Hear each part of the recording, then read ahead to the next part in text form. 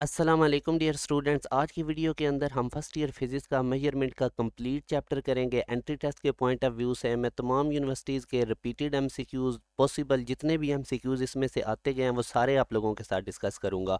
आप लोगों ने इस लेक्चर को बड़ा केयरफुली सुनना है। इसके सुनने के बाद मेजरमेंट में से आपको कोई मसला भी नहीं रहेगा, चाहे आप नस्ट के टेस्ट की प्रिपरेशन कर रहे हैं, यूईटी ई कैट की प्रिपरेशन कर रहे हैं, प्यास की या किसी भी टॉप 3 यूनिवर्सिटीज़ की। ये लेक्चर सुनने के बाद मेजरमेंट में से जिस तरह का भी एमसीक्यूज आएगा आप लोग क्लियर कर लेंगे। अगर आप लोग इस चैनल पे न्यू हैं तो इसको सब्सक्राइब कर लें, बेल नोटिफिकेशन ऑन कर लें ताकि जितना भी यूनिवर्सिटीज़ के रिलेटेड लेटेस्ट मटेरियल है वो आप लोगों को टाइमली मिलता रहेगा। हम स्टार्ट करते हैं आज का लेक्चर। पहला क्वेश्चन है हाउ मैनी फिजिकल क्वांटिटीज़। वो फिजिकल क्वांटिटीज़ की तादाद पूछ रहा है। देखें बेस क्वांटिटीज़ 7 होती है मगर ड्राइव क्वांटिटीज़ बहुत ज़्यादा है, हम उनको काउंट नहीं कर सकते। हर वो चीज़ जो मैयर हो सकती है वो हमारे पास फिजिकल क्वांटिटीज होती है, तो इसलिए इसका हमारे पास ऑप्शन है अनडिफाइंड। इसी तरह नेक्स्ट क्वेश्चन में वो हमसे पूछ रहा है कि वन अर्ज के अंदर कितने जाउल होते हैं। अर्ज बेसिकली एनर्जी का यूनिट है सीजीएस सिस्टम में। सीजीएस सिस्टम के अंदर हम लेंथ को सेंटीमीटर में और मैस को ग्राम में मेजर करते हैं। अब हम क्या काम करते हैं, हम बेसिकली वर्क का फार्मूला लिखते हैं जो कि एफ डी के इक्वल होता है और वर्क का फार्मूला होता है जाउल। तो 1 जाउल कब होगा हमारे पास वर्क, जब 1 न्यूटन की फोर्स लगेगी और 1 मीटर का डिस्प्लेसमेंट कवर होगा। तो अब क्या काम करें, न्यूटन बेसिकली फोर्स का यूनिट है और फोर्स इक्वल होती है एम ए के। तो यहाँ पे हम अगर न्यूटन को रिप्लेस करें बेस यूनिट में तो ये केजी मीटर पर सेकंड स्क्वायर बनेगा और 7 मीटर। अब हमने चूँकि सीजीएस सिस्टम में जाना है और सीजीएस सिस्टम में मैस को ग्राम में मेजर करते हैं तो 1 केजी में 1000 ग्राम और ये मीटर मीटर से मल्टीप्लाई होकर मीटर स्क्वायर 7 पर सेकंड स्क्वायर। और अब आप इस मीटर के अंदर हमें पता है कि 100 सेंटीमीटर होते हैं, ऊपर स्क्वायर भी है, 100 का स्क्वायर करेंगे तो 10,000 बनेगा। तो अब आप ये 1000 ग्राम 10,000 सेंटीमीटर स्क्वायर इन तमाम को देखेंगे तो ये 10 की पावर 7 बनेगा और ये ग्राम सेंटीमीटर स्क्वायर इसको हम कहते हैं अर्ज पर second square. Gram centimetre square पर सेकंड स्क्वायर ये अर्ज के इक्वल होता है। तो यूं अब हमने ड्राइव कर लिया 1 जाउल में 10 की पावर 7 अर्ज होते हैं। तो एक अर्ज में कितने जाउल होंगे, 10 की पावर -7 जाउल। तो ये आप लोगों ने डायरेक्ट इसका रिलेशन याद रख लेना है। मैंने आपको सारा बता भी दिया कि ये कैसे ड्राइव हुआ है। ये बहुत ज़्यादा रिपीटेड एमसीक्यूज़ हैं। इस लेक्चर को सुनने के बाद मेजरमेंट में से किसी भी किस्म का आपको डाउट नहीं रहेगा। जिस भी यूनिवर्सिटी टेस्ट में आप अपीयर होंगे इंशाल्लाह वो एमसीक्यूज़ क्लियर कर जाएंगे, तमाम कॉन्सेप्ट आपके क्लियर हो जाएंगे। नेक्स्ट हमारे पास क्वेश्चन है which of the following is not a physical quantity. तो डेंसिटी भी फिजिकल क्वांटिटी है, इम्पल्स भी, एनर्जी भी, मगर किलोग्राम फिजिकल क्वांटिटी नहीं है, ये यूनिट है हमारे पास। अगले क्वेश्चन में वो कहता है which of the following is not related to interdisciplinary areas of physics. Interdisciplinary areas of physics का मतलब होता है फिजिक्स की एप्लीकेशन बाकी ब्रांचेस के साथ, बाकी फील्ड्स के अंदर। जिस तरह फिजिक्स की एप्लीकेशन बायो के साथ, फिजिक्स का कॉम्बिनेशन मैथ के साथ, फिजिक्स का कॉम्बिनेशन केमिस्ट्री के साथ, ये इंटरडिसिप्लिनरी एरियाज ऑफ फिजिक्स होते हैं। तो एस्ट्रोफिजिक्स देख लें, फिजिक्स के एप्लीकेशंस स्पेस वगैरह टेक्नोलॉजीज़ के अंदर, जियो फिजिक्स फिजिक्स की एप्लीकेशन अर्थ के ऊपर, बायो फिजिक्स फिजिक्स और बायो के कंबाइंड एप्लीकेशन, जबकि साउंड है ही फिजिक्स की ब्रांच। तो ये इंटरडिसिप्लिनरी एरिया नहीं है। इसी तरह next question base unit of entropy. जब भी बेटा बेस यूनिट निकालना है आप लोगों ने फार्मूला पता होना चाहिए। चेंज इन एंट्रोपी इक्वल होती है हीट ओवर टेम्परेचर, और हीट हमें पता है कि एनर्जी बेसिकली होती है और एनर्जी का यूनिट होता है बेस किलोग्राम मीटर स्क्वायर पर सेकंड स्क्वायर, नीचे केल्विन है। तो यूँ हमारे पास इसका सी ऑप्शन ठीक होगा। वैसे तो सी डी दोनों एक जैसे ही हैं, ये कंपोजिंग मिस्टेक है, आप इसमें से किसी एक पे टिक कर देंगे। मुझसे लिखते हुए मिस्टेक हुई है, सी आप इसका ऑप्शन ठीक कर लें, सी पे टिक लगा लें या डी पे, दोनों सेम ही। अच्छा, उसके बाद वो कहता है physical quantity x is represented as velocity x over density root x unit of x. अब बेटा एक तो मेथड ये है कि आप लोग इसमें इसको लिखें, ये वेलोसिटी का ये लिख के ना दोनों तरफ स्केयरिंग करें, एक्स को साइड पे करें, फिर आप लोग इसका यूनिट निकालें। और एक स्मार्ट टेक्निक ये है कि आप चेक करें ये फार्मूला किसके साथ रिजम्बल करता है। आपने वेव्स वाले चैप्टर में स्पीड ऑफ साउंड का फार्मूला देखा था कि वेलोसिटी इक्वल होती है ई ओवर रो के, यानी इलास्टिक मॉडुलस और डेंसिटी के। तो बेसिकली ये एक्स रिप्रेजेंट कर रहा है इलास्टिक मॉडुलस को। और ये भी आपने प्रूव किया था Newton formula speed of sound calculation में, इलास्टिक मॉडुलस प्रेशर की इक्वल होता है और pressure force per unit area होता है, फोर्स का फार्मूला होता है एम में। अब इनके यूनिट्स प्लग इन करके आप निकाल लें, मैथ्स का यूनिट केजी, एक्सेलरेशन का मीटर पर सेकंड स्क्वायर और एरिया का मीटर स्क्वायर। तो यूँ हमारे पास सी ऑप्शन बनेगा इसका। नेक्स्ट क्वेश्चन में कहता है the number of steradians in a sphere of radius r. तो बेटा स्टी रेडियन निकालने का ये फार्मूला होता है surface area over r square. अब पूरे स्फीयर की बात कर रहा है तो सरफेस एरिया को 4 पाई आर स्क्वायर से रिप्लेस करें, नीचे आर स्क्वायर था, आर स्क्वायर से काट के, तो पूरे स्फीयर के अंदर 4 पाई स्टी रेडियन होते हैं। याद रखें स्टी रेडियन सॉलिड एंगल है 3D ज्योमेट्रिकल फिजिकल क्वांटिटीज़ का, जिस तरह स्फीयर वगैरह होते हैं, और रेडियन प्लेन एंगल है 2D ज्योमेट्रिकल फिजिकल क्वांटिटीज़ का, जैसे सर्कल वगैरह। नेक्स्ट क्वेश्चन में वो कहता है रेशियो। अब आपको प्रीफिक्सेस का टेबल याद होना चाहिए। इसमें से वो आप लोगों से कैसे क्वेश्चन पूछ सकता है, दो प्रीफिक्सेस की रेशियो पूछ सकता है, या उनका असेंडिंग डिसेंडिंग ऑर्डर पूछ सकता है आपको 3-4 दे के। तो टेबल याद होगा, आप इजीली कर लेंगे। Ratio of 1 nanometre to 1 attometre. हमें पता है नैनोमीटर 10⁻⁹ होता है, एटोमीटर 10⁻18 होता है। ये -18 10⁻18 ऊपर नोमिनेटर में जाके +18 हो जाएगा, और यूँ हमारे पास 10⁹ डेल्टा ऑप्शन में। नेक्स्ट क्वेश्चन में वो कह रहा है कि एक ऑब्जर्वर रीडिंग नोट कर रहा है स्केल की डिफरेंट एंगल से। आप ऐसे समझ लें कि एक फ्लास्क है, उसके अंदर वाटर है, उसका वो वॉल्यूम मेजर कर रहा है। तो वो कभी सामने खड़ा होकर मेजर करता है, कभी किसी एंगल पे, कभी किसी एंगल पे। तो जाहिर है जब वो डिफरेंट एंगल पे मेजरमेंट लेगा तो हर दफ़ा मेजरमेंट डिफरेंट आएगी। इस तरह के एरर को हम कहते हैं पैरालैक्स एरर। और जब डिफरेंट रीडिंग्स हमें मिलती हैं हर दफ़ा मेजरमेंट लेने से, तो उस तरह के एरर को हम कहते हैं रैंडम एरर। तो इसका बीटा ऑप्शन है। नेक्स्ट क्वेश्चन में वो कहता है the time taken by a vehicle to go from one station to another station is 100 seconds. Okay, उसने एक स्टेशन से दूसरे सेकंड तक जो टाइम की मेजरमेंट की है वो 100 सेकेंड है, और जो स्टॉप वॉच यूज़ की है उसका लीस्ट काउंट 1 सेकंड है। तो कितने सिग्निफिकेंट फिगर्स होंगे इस 100 सेकंड वाली मेजरमेंट में? तो याद रखें जब आप लोगों को वो इस तरह होल इंटीजर दे देता है और साथ में लीस्ट काउंट भी इंस्ट्रूमेंट का बता देता है, तो फिर आप लोगों ने कैसे सिग्निफिकेंट फिगर्स निकालने हैं? आप लोग क्या काम करें, मेजरमेंट लिखें, लीस्ट काउंट लिखें, मेजरमेंट को लीस्ट काउंट पे डिवाइड कर दें। 100 सेकंड्स था, इसको 1 से डिवाइड करें तो 100 आंसर आएगा। अब इसको साइंटिफिक नोटेशन में कन्वर्ट कर लें। 100 को जब मैं साइंटिफिक नोटेशन में कन्वर्ट करूंगा तो इसका पॉइंट राइट साइड पे है, इसको मैं लेफ्ट साइड पे लेकर आऊँगा, और इसकी लेफ्ट साइड पे एक नॉन ज़ीरो डिजिट होना चाहिए। तो 1.00 10⁻² बनेगा। 10⁻² हमारे पास साइंटिफिक नोटेशन सिग्निफिकेंट फिगर्स में 10 इंक्लूडेड नहीं होती।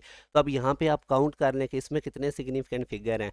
याद रखें डेसिमल के बाद अगर एंड पे ज़ीरो है तो वो सिग्निफिकेंट होता है। तो ये ज़ीरो भी सिग्निफिकेंट है, 1 नॉन ज़ीरो डिजिट है वो भी सिग्निफिकेंट होते हैं, और दो सिग्निफिकेंट फिगर्स के दरमियान वाली जो ज़ीरो है वो भी सिग्निफिकेंट होती है। तो यूँ इसके अंदर 3 सिग्निफिकेंट फिगर है, हमारा आंसर अल्फ़ा है।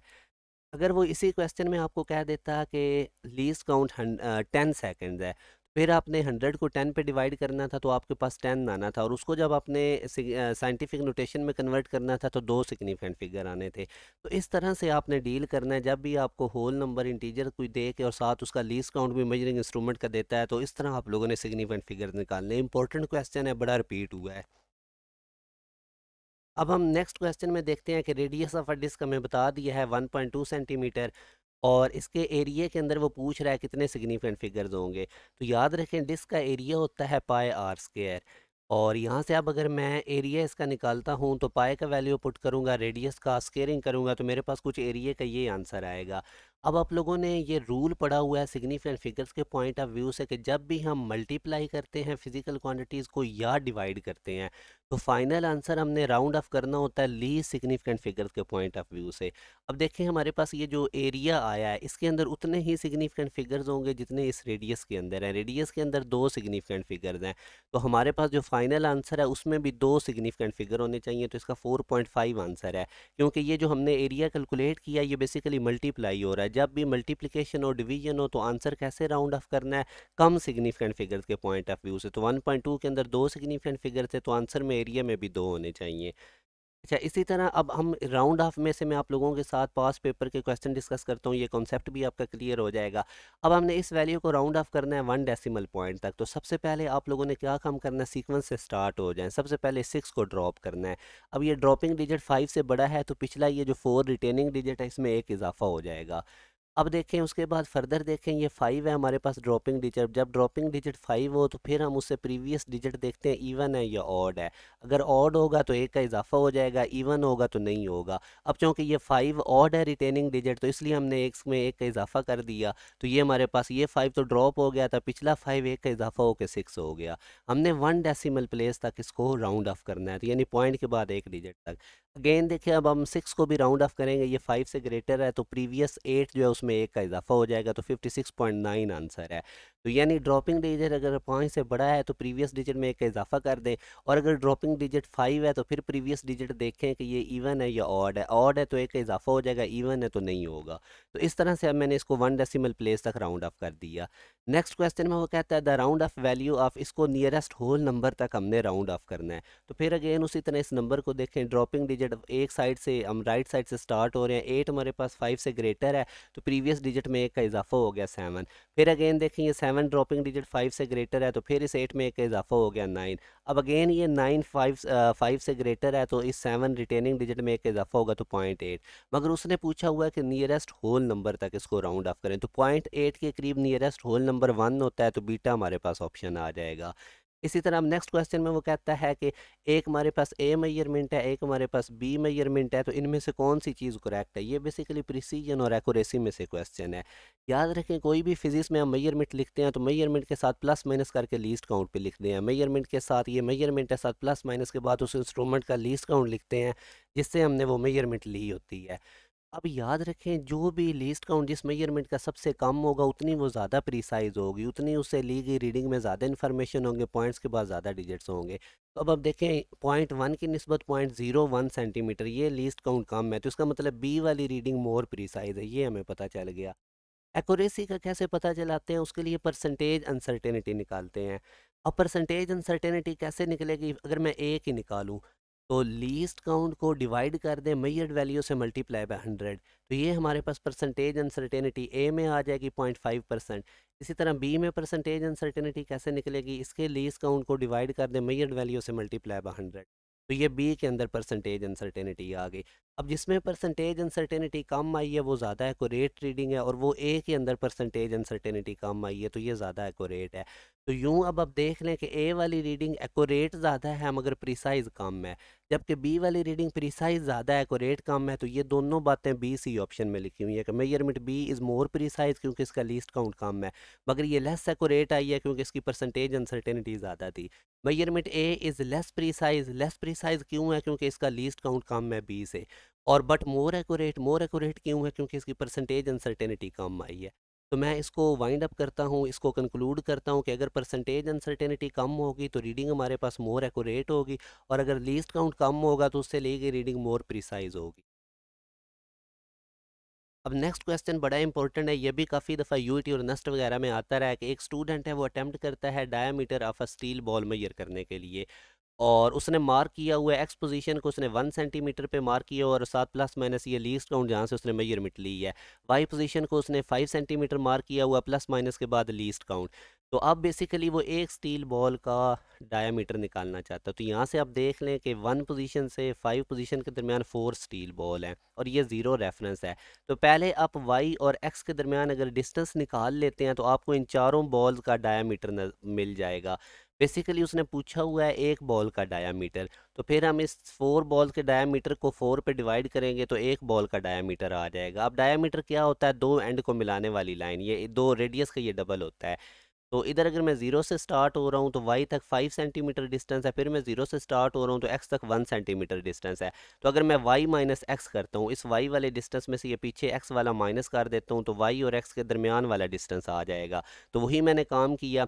अब याद रखें रूल आपको क्या कहता है फाइनल रिजल्ट में अनसर्टेनिटी निकालने का, जब आप रीडिंग को प्लस करें या माइनस करें उनके लीस्ट काउंट हमेशा ऐड करके लिखने होते हैं। जैसे अब मैं इन दो रीडिंग को वाई और एक्स को माइनस करने लगा हूँ, तो रीडिंग में से रीडिंग माइनस कर दें, 5 में से 1 माइनस करें तो 4 आया, मगर बेटा जो इनके लीस्ट काउंट है ना 0.2 ये ऐड करके साथ लिखने हैं 0.4 सेंटीमीटर। ये रूल है आपकी बुक में लिखा हुआ है कि जब भी मेजरमेंट ऐड करें या सब्ट्रैक्ट करें उनकी एब्सोल्यूट अनसर्टेनिटीज़ हमेशा ऐड होती हैं। तो ये अब हमने डिस्टेंस निकाल लिया वाई और एक्स के दरमियान, मगर ये 4 बॉल्स का डायामीटर है। तो एक बॉल का डायामीटर कैसे निकलेगा, इसको 4 पे डिवाइड करें, मेजरमेंट भी 4 से डिवाइड हो जाएगी और लीस्ट काउंट भी, तो ये फाइनल रिजल्ट आएगा हमारे पास एक बॉल का डायामीटर, जो कि हमारे पास डेल्टा ऑप्शन है। तो इसमें सिर्फ एक पॉइंट आपने सीखा कि जब भी हमारे पास मेजरमेंट ऐड या सब्ट्रैक्ट होंगी तो मेजरमेंट को ऐड या सब्ट्रैक्ट ही करना है, मगर उनके जो लीस्ट काउंट है वो हमेशा ऐड होंगे। नेक्स्ट क्वेश्चन में आप देखते हैं कि एक बॉडी यूनिफॉर्मली ट्रैवल करती है, उसका डिस्टेंस भी गिवन है और टाइम भी गिवन है, हमसे वेलोसिटी पूछी जा रही है और उसके अंदर एरर पूछा जा रहा है।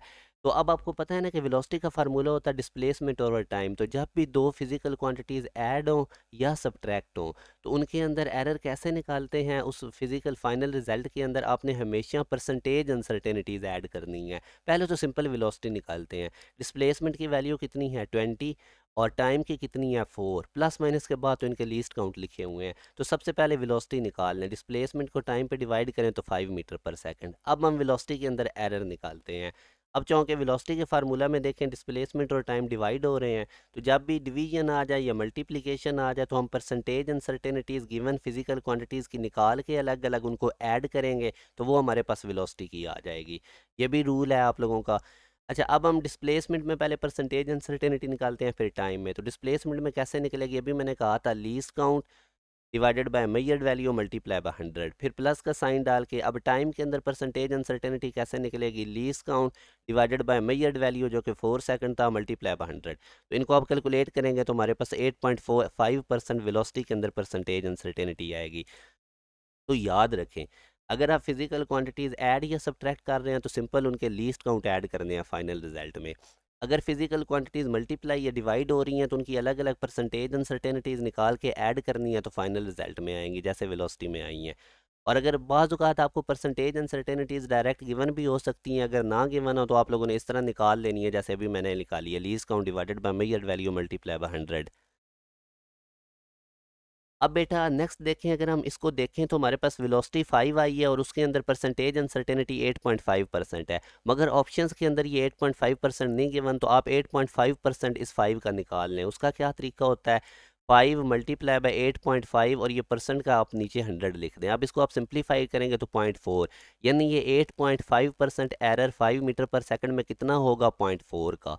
तो 5 का 8.5% ऐसे निकालते हैं, 5 मल्टीप्लाई बाई 8.5 ओवर 100। तो अब आप फाइनल लिखें तो वेलोसिटी 5 मीटर पर सेकंड थी और उसके अंदर एरर कितना था, प्लस माइनस 0.4 मीटर पर सेकंड का।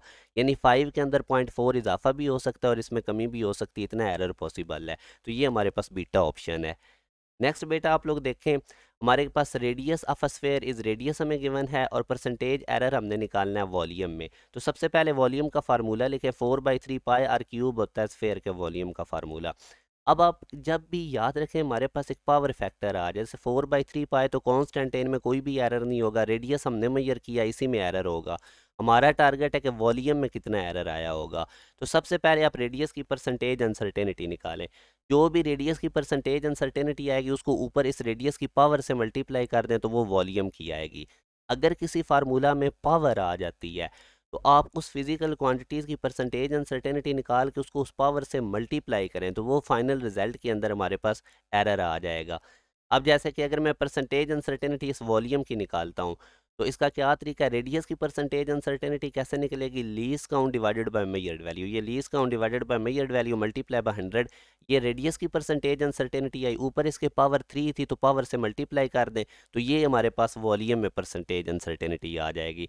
अमूमन इस फॉर्मेट में भी ऑप्शंस गिवन होते हैं, जब मुश्किल कैलकुलेशंस हो तो वो आगे सॉल्व नहीं उन्होंने किए होते, ऐसे ही ऑप्शन बनाए होते हैं। अब ये वाला क्वेश्चन आप लोगों ने करना है।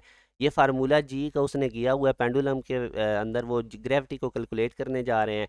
4 pi square L over T square. यहाँ से अब आप देखें उसने लेंथ के अंदर परसेंटेज अनसर्टेनिटी डायरेक्टली बता दिया 1% और टाइम पीरियड में भी बता दिया 3%। तो जी में पूछ रहा है। तो अब देखें लेंथ और टाइम डिवाइड हो रहे हैं मगर टाइम के ऊपर पावर भी है। तो टाइम की परसेंटेज अनसर्टेनिटी कितनी है 3, उसको इस पावर से मल्टीप्लाई करें। तो 3 को जब अब इसमें पावर 2 से मल्टीप्लाई करूंगा तो 6% आएगा। ऊपर अब लेंथ देखें इससे डिवाइड हो रही है। तो अभी मैंने आपको रूल बताया था डिवीजन के अंदर हम क्या कम करते हैं, परसेंटेज अनसर्टेनिटीज़ को ऐड करते हैं। तो इस 6% के अंदर आप लेंथ की परसेंटेज अनसर्टेनिटी 1% जब ऐड करेंगे तो फाइनल जी में परसेंटेज अनसर्टेनिटी 7% आएगी। इसी तरह अब नेक्स्ट क्वेश्चन में वो कहता है कि find uncertainty in the average value. ये 3-4 वैल्यूज़ हैं, 2.1, 3.1, 7.1, 8.1। इनके अंदर अब हमने एवरेज निकाल के उसके अंदर एरर बताना है। बेटा सबसे पहले तो एवरेज रीडिंग आप निकाल लें, सारी रीडिंग ऐड करें, तादाद पे डिवाइड करें तो 5.1 आया। अब आप लोगों ने इसके अंदर एरर कैसे निकालना है, हर रीडिंग को इस एवरेज में से माइनस करें, उसको कहते हैं डेविएशन। जैसे ये देखें 5.1 को 2.1 से माइनस किया 3 आया, 5.1 को 3.1 से माइनस किया 2, फिर 5.1 को 7.1 से माइनस किया 2, फिर 5.1 को 8.1 से माइनस किया 3। तो मैंने पहले एवरेज निकाली, फिर इस एवरेज में से हर रीडिंग को माइनस करके बेटा जो आप लोगों के पास डेविएशन आएंगी नई वैल्यूज़ उनकी फिर एवरेज निकाल दें, इसको कहते हैं मीन डेविएशन। अब जब आप इस डेविएशन की एवरेज निकालोगे तो ये जो आंसर आया ये हमारे पास एरर है इस एवरेज वैल्यू के अंदर, तो ये हमारे पास डेल्टा ऑप्शन है। एवरेज वैल्यू कितनी आई थी 5.1 और उसके अंदर एरर कितना निकाला 2.5। नेक्स्ट क्वेश्चन के अंदर आपने याद रखना है टाइमिंग एक्सपेरिमेंट के अंदर अनसर्टेनिटी कैसे निकालनी है। जितनी भी वाइब्रेशंस का टाइम है उसको डिवाइड कर दें टोटल नंबर ऑफ वाइब्रेशन से, प्लस माइनस के बाद जिस स्टॉप वॉइस से मेजरमेंट ली है उसका लीस्ट काउंट डिवाइड कर दें नंबर ऑफ वाइब्रेशन से। याद रखें टाइमिंग एक्सपेरिमेंट का मतलब होता है, टाइम पीरियड में अनसर्टेनिटी का मतलब होता है एक वाइब्रेशन की टाइम में कितना एरर है। और अनसर्टेनिटी इन टाइम पीरियड में अगर आप कम करना चाहते हैं तो आपको ऐसी स्टॉप वॉच यूज़ करनी पड़ेगी जिसका लीस्ट काउंट कम हो, या फिर आप नंबर ऑफ़ वाइब्रेशंस बढ़ा दें। तो यही चीज़ मैंने लिखी है कि प्रिसाइज इंस्ट्रूमेंट यूज़ करें। प्रिसाइज इंस्ट्रूमेंट वो इंस्ट्रूमेंट होता है जिसका लीस्ट काउंट कम होता है, या फिर अब नंबर ऑफ़ वाइब्रेशंस बढ़ा दें तो टाइमिंग एक्सपेरिमेंट में टाइम पीरियड के अंदर अनसर्टेनिटी कम हो जाएगी। अब एक क्वेश्चन हम करते हैं कि एक स्टूडेंट परफॉर्म करता है एक experiment with simple pendulum and measures time for 10 vibration. 10 vibrations के लिए वो टाइम मेजर करता है। आगे थोड़ा सा ये मिसिंग क्वेश्चन मुझसे हो गया तो फिर वो आपसे पूछता है कि अगर वो 20 वाइब्रेशंस के लिए टाइम मेजर करे तो कितनी उसमें अनसर्टेनिटी टाइम पीरियड में कम होगी। तो अगर आप देखें तो अनसर्टेनिटी टाइम पीरियड के साथ नंबर ऑफ वाइब्रेशंस के साथ इन्वर्स रिलेशन है। पहले वो 10 वाइब्रेशंस के लिए उसने टाइम पीरियड पूछा, फिर अगर वो 100 वाइब्रेशंस करता है तो अब उसने वाइब्रेशंस कितनी बढ़ाई हैं 10 टाइम्स। तो अनसर्टेनिटी और नंबर ऑफ वाइब्रेशंस का तो इन्वर्स रिलेशन है। अगर नंबर ऑफ वाइब्रेशंस 10 टाइम्स बढ़ रही हैं तो अनसर्टेनिटी इन टाइम पीरियड के अंदर 10 टाइम्स कम हो जाएगी, तो इसका डेल्टा ऑप्शन है। नेक्स्ट क्वेश्चन में हम कहते हैं कि द लीस्ट काउंट एक स्टॉप वॉच का 1/5 सेकंड है। द टाइम ऑफ 20 ऑसिलेशन उसने दे दिया है 25 सेकंड। तो अब वो आपसे मैक्सिमम परसेंटेज एरर इस मेजरमेंट में पूछ रहा है। अब इस क्वेश्चन में उसने टाइम पीरियड के अंदर नहीं आपसे अनसर्टेनिटी पूछी। टाइम पीरियड का मतलब होता है एक वाइब्रेशन के टाइम के अंदर अनसर्टेनिटी। तो उसने यहाँ पे बेसिकली आप लोगों से इन 20 वाइब्रेशंस के टाइम के अंदर अनसर्टेनिटी पूछी है। तो अब आप यहाँ पे वो टाइम पीरियड वाला फार्मूला नहीं लगाएंगे, सिंपल परसेंटेज अनसर्टेनिटी का। वो कैसे होता है, आपने मेजरमेंट कितनी की है 25 सेकंड और जिस स्टॉप वॉइस से की है उसका लीस्ट काउंट कितना है 1/5 सेकंड। तो इसके अंदर परसेंटेज अनसर्टेनिटी हम कैसे निकालते थे, least count divided by measured value multiply by 100। तो इसको हम सिंप्लीफाइड करेंगे तो 0.8% आएगा, जो कि हमारे पास सी ऑप्शन है। अगर इसी क्वेश्चन में वो ये मेजरमेंट के अंदर परसेंटेज अनसर्टेनिटी की जगह कह देता मैक्सिमम परसेंटेज अनसर्टेनिटी निकालो आप टाइम पीरियड के अंदर, तो फिर हमने ये फार्मूला लगाना था अनसर्टेनिटी इन टाइम पीरियड वाला। वो था T/n plus minus least count over n। तो T कितना है हमारे पास, टोटल कितनी वाइब्रेशन थी 20, उनका टाइम ये स्मॉल t है। तो इसकी जगह 25 नंबर ऑफ वाइब्रेशन 20 फिर प्लस माइनस के बाद least count divided by number of vibration. तो डेफिनेटली अब ये आंसर और आना था। तो इस क्वेश्चन में आपने केयरफुली रहना है। अगर वो ज़्यादा वाइब्रेशंस का टाइम पूछ रहा होता है तो वो सिंपल मेजरमेंट होती है, उसके ऊपर वही तरीका least count divided by measured value multiply by 100। और अगर वो आप लोगों से पूछता कि अनसर्टेनिटी इन टाइम पीरियड, तो फिर आप लोगों ने ये फार्मूला लगा अनसर्टेनिटी इन टाइम पीरियड वाला। नेक्स्ट आपको मैं डिमेंशंस के लिए अपनी ये टेबल याद रखना है कि length displacement time radius, length displacement distance radius diameter wave length, जो भी चीज़ें लेंथ में मैयर होती हैं उनकी डिमेंशन लेंथ होती है, मैस की m, टाइम की t, टेम्परेचर की k और थीटा, इलेक्ट्रिक करंट की दो डिमेंशंस होती हैं, ज़्यादा I यूज़ की जाती है, इंटेंसिटी ऑफ लाइट की कैंडेला या J, और अमाउंट ऑफ सब्सटेंस की मोल या n। तो ये टेबल आप लोगों ने याद रख लेना है। और कुछ की फैक्ट्स बड़े इंपॉर्टेंट याद रखें, कांस्टेंट प्योर नंबर पाई 2 3 4 ये डिमेंशन लेस होते हैं। जितने भी ट्रिग्नोमेट्रिक फंक्शन है, एक्सपोनेंशियल फंक्शन है, e की पावर x, a की पावर x, तो लोगारिथमिक फंक्शन, ये सारे डिमेंशन लेस होते हैं। सिमिलर क्वांटिटीज़ की जिनकी रेशियो आ रही है उनकी भी कोई डिमेंशन नहीं होती, जिस तरह स्ट्रेन वगैरह। आप देख सकते हैं ये change in length over length, दो सेम फिजिकल क्वांटिटीज़ की रेशियो है तो उसका कोई यूनिट नहीं होगा, कोई डिमेंशन नहीं होगी। डिमेंशंस को हम याद रखें, मल्टीप्लाई भी कर सकते हैं, डिवाइड भी कर सकते हैं, मगर डिमेंशंस को ऐड भी नहीं किया जा सकता, सब्ट्रैक्ट भी नहीं किया जा सकता। ऐसे नहीं करना लेंथ की लेंथ में डिमेंशन ऐड करके अब 2 टाइम्स लेंथ कर दें। तो डिमेंशंस को ऐड सब्ट्रैक्ट नहीं कर सकते, मल्टीप्लाई डिवाइड कर सकते हैं। इसके बाद कुछ की पॉइंट्स आपने याद रखने हैं कि डायमेंशनल फार्मूला स्पीड का LT-1 है, मगर डायमेंशंस बेसिकली पावर्स होती हैं बेस क्वांटिटीज़ की। तो यहाँ पे आप लेंथ की पावर देखें 1 है, तो डायमेंशनल फार्मूला स्पीड में लेंथ की डायमेंशन कितनी है 1, क्योंकि डायमेंशनल फार्मूला स्पीड में लेंथ एक दफ़ा आ रही है। इसी तरह डायमेंशनल फार्मूला स्पीड में टाइम की डायमेंशन कितनी है 1, बेशक ऊपर -1 लिखा हुआ मगर टाइम आ तो एक दफ़ा रहा है ना, तो टाइम की भी डायमेंशन भी 1 है स्पीड के फार्मूला में। और ये आपको पता चल गया dimensional formula area L square होता है, क्योंकि लेंथ इंटू विड्थ, लेंथ की डिमेंशन एल, विड्थ की भी एल, तो एल स्क्वायर। तो डायमेंशनल फार्मूला एरिया का एल स्क्वायर है, मगर इसमें लेंथ की डिमेंशन कितनी है, 2, क्योंकि लेंथ 2 दफ़ा आ रही है। इसी तरह डायमेंशनल फार्मूला वॉल्यूम का एल क्यूब है, क्योंकि ये लेंथ विड्थ हाइट 3 लेंथ की मल्टीप्लिकेशन होता है। तो अब वॉल्यूम के डायमेंशनल फार्मूला में लेंथ कितनी दफ़ा आ रही है, 3 दफ़ा, तो इसकी डिमेंशन 3 है लेंथ की। कुछ की पॉइंट्स याद रखें एमसीक्यूज़ के पॉइंट ऑफ व्यू से। एक क्वांटिटी की डिमेंशन भी हो सकती है, यूनिट भी हो सकता है, जैसे 4 एक्सेलरेशन वगैरह, ये पॉसिबिलिटी है। और एक क्वांटिटी जिसका यूनिट, अ क्वांटिटी हैव दो unit neither dimension like strain, ये भी पॉसिबिलिटी है कि किसी फिजिकल क्वांटिटी की ना यूनिट हो ना डिमेंशन हो। जैसे रेशियो होती हैं दो सिमिलर फिजिकल क्वांटिटीज़ के दरमियान, इनका ना यूनिट होता है ना डिमेंशन। उसके बाद अगला क्वेश्चन है कि क्वांटिटी का यूनिट हो सकता है मगर डिमेंशन नहीं हो सकती। अब एंगल को देख लें, एंगल का यूनिट होता है रेडियन या स्टी रेडियन। अगर 3D में है तो स्टी रेडियन, और अगर 2D में एंगल या प्लेन के तो फिर रेडियन। तो एंगल के यूनिट है मगर एंगल की डिमेंशन नहीं होती। आप s equal to r theta में थीटा निकालें, s by r dimensionless आएगा। एस की डिमेंशन लेंथ, आर की लेंथ, दोनों कट जाएंगे।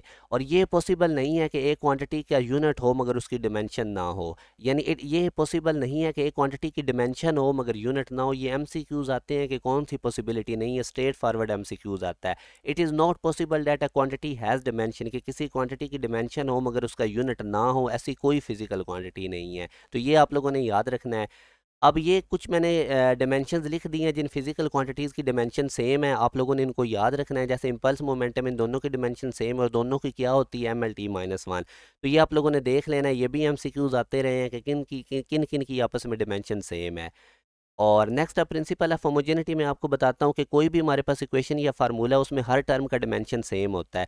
अब ये फर्स्ट इक्वेशन ऑफ मोशन है, इसमें फाइनल वेलोसिटी की डिमेंशन LT-1 है, इनिशियल वेलोसिटी भी वेलोसिटी, इसका डिमेंशन भी LT-1 है, एक्सेलरेशन का LT-2 है, टाइम का T है। तो इसको आप सॉल्व करेंगे तो इसका डिमेंशन भी LT-1 बनेगा। इस इक्वेशन में टोटल 3 टर्म्स हैं, एक VF, एक VI, और प्लस के बाद ये AT भी एक ही टर्म है। टर्म बनती है प्लस माइनस के बाद, मल्टीप्लाई AT हो रहे हैं मगर ये टर्म एक ही है। तो आप देख लें हर टर्म का डायमेंशन सेम है। तो यही प्रिंसिपल ऑफ होमोजेनिटी है। और दूसरा आप ये भी याद रखें कि हम सिर्फ वही वाली physical quantities add subtract compare कर सकते हैं जिनका डायमेंशन सेम हो। यानी कि आप टाइम के अंदर टाइम ऐड करेंगे, फोर्स के अंदर फोर, ये नहीं होगा कि आप टाइम के अंदर मैथ को ऐड कर दें या हम फोर्स के अंदर करंट को ऐड कर दें। तो सेम नेचर की जिनकी फिजिकल क्वांटिटीज, जिनके डायमेंशन यूनिट सेम होते हैं, सिर्फ वही ऐड होती हैं। अच्छा, उसके बाद अब हम नेक्स्ट मूव करते हैं क्वेश्चंस के ऊपर। प्रिंसिपल ऑफ होमोजेनिटी में से इस तरह के क्वेश्चन आते हैं, y equal to a plus b t plus c t square. Y वो आपको कह रहा है डिस्प्लेसमेंट है, और टी वो कह रहा है टाइम है। तो ए बी सी अननोन है, फिजिकल क्वांटिटी, इनकी डिमेंशन निकालनी है। तो अभी मैंने आपको प्रिंसिपल ऑफ होमोजेनिटी में क्या बताया था कि हर टर्म का डिमेंशन सेम होता है। तो अब जब हर टर्म का डिमेंशन सेम है तो y की जो डिमेंशन है वही a की होगी। टोटल इसमें 4 टर्म्स हैं, एक y, एक a, एक b t और एक c t स्क्वायर। हर टर्म का डिमेंशन सेम है। तो y की जो डिमेंशन है वही a की होगी। y हमें पता है डिस्प्लेसमेंट था, उसकी डिमेंशन लेंथ है, तो a की डिमेंशन l आ गई। अब मैं क्या कम करूंगा, y की डिमेंशन जो है वही बी टी, दूसरी इस बी टी वाली टर्म की होगी। तो इनको इक्वेट करता हूँ। y मुझे पता है डिस्प्लेसमेंट है, तो उसकी डिमेंशन l हो जाएगी, टाइम की t हो जाएगी, और यहाँ पे b लिखा हुआ है। तो b हमारे पास क्या हो जाएगा, l ओवर t। तो यहाँ पे b का डिमेंशन हमारे पास आ जाएगा LT-1। इसी तरह अब मैं नेक्स्ट डिमेंशन निकालता हूँ इस c की। तो अगेन देखें, ये सी टी स्क्वायर वाली सारी टर्म की वही डिमेंशन है जो y की है। तो इन दोनों को मैं इक्वेट करता हूँ, y equal to c t square. अब y का डिमेंशन l हो गया, टी स्क्वायर का टाइम का t हो गया। तो यहाँ से c की डिमेंशन कैसे निकलेगी, c को सेपरेट करें, टी स्क्वायर मल्टीप्लाई हो रहा है, लेफ्ट साइड पे जाके डिवाइड होगा, टी स्क्वायर ऊपर जाके LT-2। तो मैंने सब की डिमेंशन निकाल ली, A B C, principle of homogeneity use करते हुए। अब नेक्स्ट हम एक और क्वेश्चन डिस्कस करते हैं पास्ट पेपर का। सिर्फ उसने y की जगह इधर फोर्स लेफ्ट साइड पे लिख दिया, बाकी सारा वही क्वेश्चन है। तो f फोर्स है, t टाइम है, हमने डिमेंशन a b c का निकालना है। अगेन उसी तरह देखें, फोर्स की वही, जो फोर्स की डिमेंशन है वही a की है, क्योंकि हर टर्म का डिमेंशन सेम होता है। तो मैं फोर्स को a की इक्वल रखूंगा। तो यहाँ से फोर्स का डिमेंशन लिखें, m a होता है ना फार्मूला, तो m की m और a की LT-2, तो a का डिमेंशन आ गया। फिर मैं फोर्स को बी टी की इक्वल रखूंगा। तो यहाँ से आप देखें b का डिमेंशन तो निकालना है, t की t टाइम हो गया, और ये t लेफ्ट साइड पे जाके डिवाइड हो गया MLT-2 से, तो हमारे पास डिमेंशन MLT-3 बनेगी। और इसी तरह अब जब मैं c का डिमेंशन निकालूंगा तो f की डिमेंशन और सी टी स्क्वायर की आपस में इक्वल है। तो यहाँ से इनकी मैं डिमेंशन प्लग इन करूंगा f और t की, और यहाँ से मैं c निकाल लूंगा। तो ये मेरे पास इसकी MLT-4 आएगी। तो ये मैंने तकरीबन आप लोगों के साथ तमाम पास्ट पेपर के क्वेश्चन हर यूनिवर्सिटी के डिस्कस कर दिए। अब इसके बाद कुछ बचा नहीं है। तो ये अगर आप लोगों ने लेक्चर केयरफुली सुन लिया है तो आप लोगों का अब ये मेजरमेंट में से आपको कभी कोई मसला नहीं बनेगा। किसी भी भी यूनिवर्सिटी टेस्ट के अंदर। ये कुछ असाइनमेंट के क्वेश्चन हैं, इनको आप लोगों ने खुद कर लेना है। आप लोगों ने वो फार्मूला ड्राइव करने वाली कोई एग्जाम्पल कोई देख लेनी है, सिंपल पेंडुलम वाली, तो वहाँ से आपने चेक कर लेना है ये पावर की वैल्यूज़ कैसे निकालते हैं। तो इनके आप लोगों ने आंसर निकाल के कमेंट सेक्शन में मुझे बता देने हैं, जो भी इनके ऑप्शंस ठीक होंगे। और जो बच्चे भी नस्ट की प्रिपरेशन करना चाहते हैं, हमने नस्ट का एक ऑनलाइन सेशन स्टार्ट किया हुआ है। हर सेशन की हम तैयारी करवाते हैं, नस्ट एन 1 2 3 4। तो जो बच्चे भी नस्ट के अंदर जाना चाहते हैं, पास्ट पेपर के क्वेश्चंस के थ्रू बड़ी रेलेवेंट प्रिपरेशन करवाई जाते हैं। बहुत ज़्यादा बच्चे हमारे इस सेशन के थ्रू सिलेक्शन लेते हैं। घर बैठ के आपको 1.5 मंथ के अंदर नस्ट की कंप्लीट प्रिपरेशन करवा दी जाएगी। तो जो बच्चे भी इसकी प्रिपरेशन करना चाहते हैं, वो इस दिए गए कॉन्टैक्ट नंबर पर रब्ता करके अपनी सीट रिज़र्व करवा लें। अपना ख्याल रखिएगा। अल्लाह हाफिज़।